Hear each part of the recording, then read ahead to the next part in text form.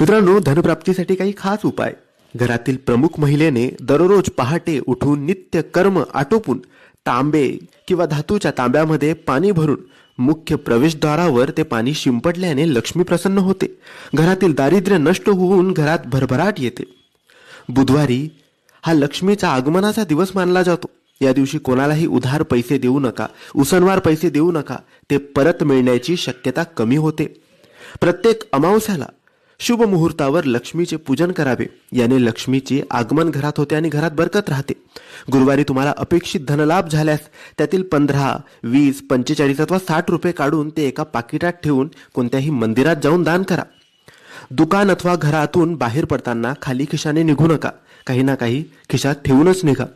जर तुम्हाला कोणाचे कर्ज चुकवायचे असेल तर ते मंगळवारच्या दिवसापासून चुकवावे. असे केल्याने कर्ज लवकर फेडले जाते. हे उपाय केल्याने घरात भरभराट येते.